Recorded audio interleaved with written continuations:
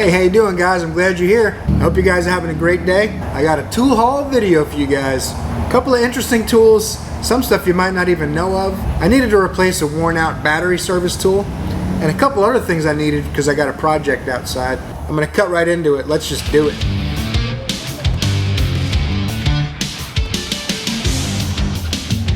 Alright guys, I got quite a few interesting tools. I think some of the stuff you guys might really enjoy. A little bit unusual. Some stuff you may not have heard of before, so I figured what better way to show you guys what I got other than a video.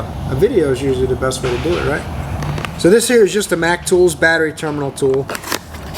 I needed to get one of these for a long time. If you guys have seen some of my other videos talking about my old battery tool, which this is dilapidated pretty bad.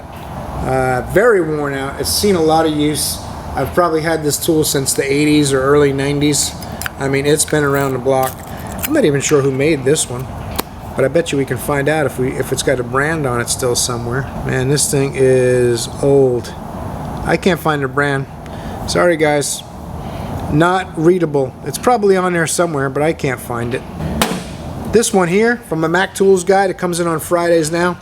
Quite a bit better. This bristle brush looks like a little bit big compared to the worn out one.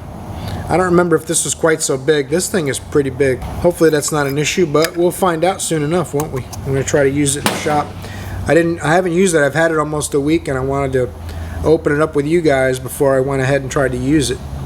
This looks good. It's actually a little small, but I'm sure once you've pushed this on a terminal a few times, these will relax a little bit. And I'm hoping that this is going to actually relax a little bit once you've shoved it in a battery terminal cable end or whatever. That's the first tool. Let's see what else we got. Next tool we got, spot weld drill set. I don't know if you guys have seen these or done any kind of body work at all or metal repair. I do a little bit. I dabble. I'm not a professional by any means, but I've done quite a bit of that's terrible when that happens. Gravity check during a tool review video. See if we can find them all. Alright, I think that's everything picked up for my gravity check.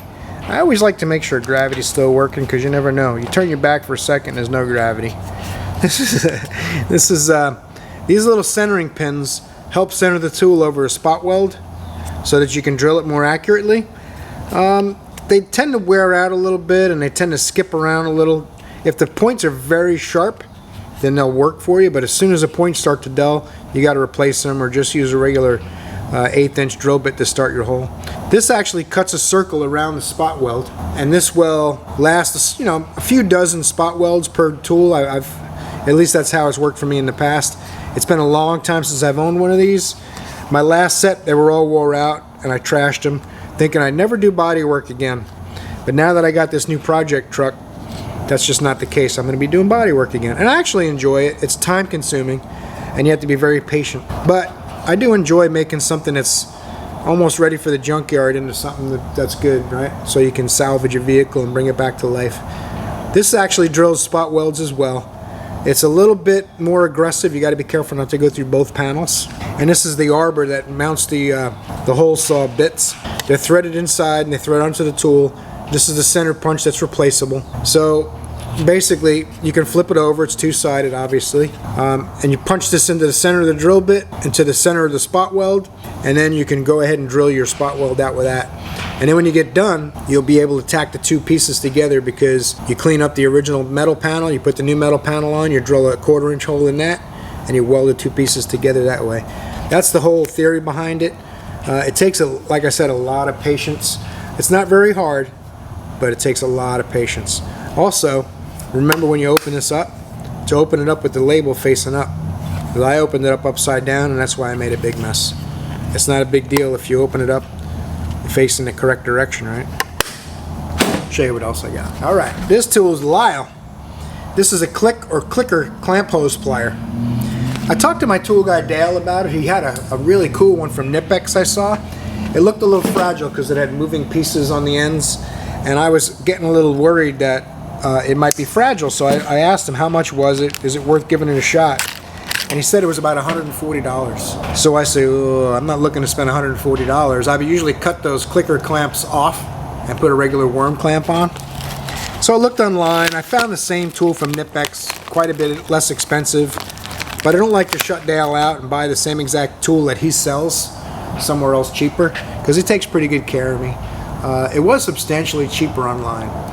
But I said, you know what, I'll just buy something he doesn't have on the truck. I don't feel like I'm undercutting him and buying something that he has on his truck. So I found this Lisle 55230 clicker clamp hose plier. This is about $16. Quite a bit less expensive. I'm hoping it'll be pretty durable. Lisle makes really good stuff. I've had very good luck with Lisle tools. It feels substantial, the handles are comfortable. This looks like a cast metal that's machined on the ends. But what's this designed to do? You know, those clicker clamps have the little hook, and it's kind of hard to explain, but it'll go over another end. So you have to find a way to separate the end and get it off, and then you need a tool that'll pull it back on and hook it back over. So it's not like a conventional clamp. It's limited to one size hose, and they're on quite a lot of vehicles actually, and I've never had the correct tool. I usually just use a pair of side cutters to get them apart, or a whiz wheel, and I cut them off and put a new worm clamp on. So this tool is designed to hold the inside and pull the outside over, or vice versa.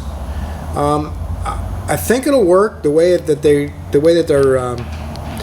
look in videos I watched about these tools. The Lisle tool actually performed pretty well, and for the price, I definitely think it's worth a try. So we'll see how it goes, and obviously I'll show you guys in my week in the shop videos how it's working. Well, let's show you what else we got.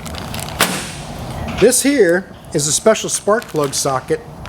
Steelman Pro makes this socket. The part number 79998. It's a 5/8 spark plug socket called a shark plug. Now, you guys ever pull a spark plug wire or a coil off a spark plug, and pieces of the rubber don't come out with it? They're stuck down on the plug because the car hasn't been maintained, or whatever reason the spark plug boot is really stuck to the plug. Well, this remedies that. This is designed to be turned it in the direction that you would remove a spark plug, right?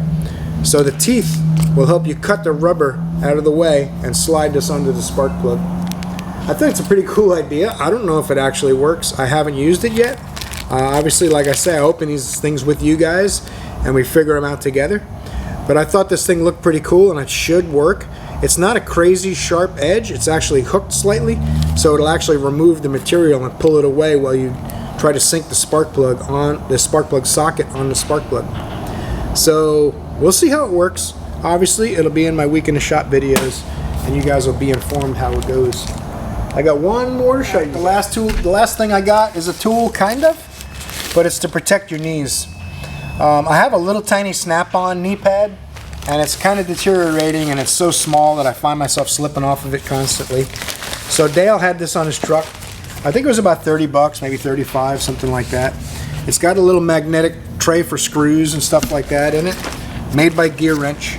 Obviously he has a Gearwrench truck, so a lot of stuff he has is Gearwrench. This should be a great little knee pad. It's quite a bit bigger. I'll show you what the snap-on one looks like. Here's my little snap-on one. I've had it quite a while. It's been beat up a little bit, and it's awfully small. So you can see, like, my hand fits across it, 2 hands, and I have stubby little hands. 1, 2. So my hand hangs off the end 2 hands wide. So this one you can see is quite a bit bigger. It's probably not quite 4 times the size, probably three times as much material. I don't even remember what this costs, but I'm sure it was probably around the $30 mark, I'd guess, since this is 30 or so and it's much bigger. This also has more friction. I don't remember if this had that much friction when it was new, because both sides are pretty smooth. This seems to have good grip. Hopefully that won't leave marks on your knees while you're kneeling and working under a dash and stuff like that. You can also use this as a chest pad when you're working on a truck or something where you got to reach way in the back and you want to lay on stuff, and it might be hood latches and screw heads and things like that. They're going to poke you in the chest and the belly. You can lay this mat long ways or short ways, whatever suits your fancy, upside down, so you can lay on stuff without feeling like you're getting poked. So that's it. Let's show you all of them together here. Show you what we got. That's all of them together. Well, there you go, guys. I hope you enjoyed my little tool haul. Quite a few unique tools that you may not have known about or heard of. I thought they were all pretty cool. Really wanted to try these clicker hose clamp pliers, just because I feel bad cutting those clamps off and throwing them away.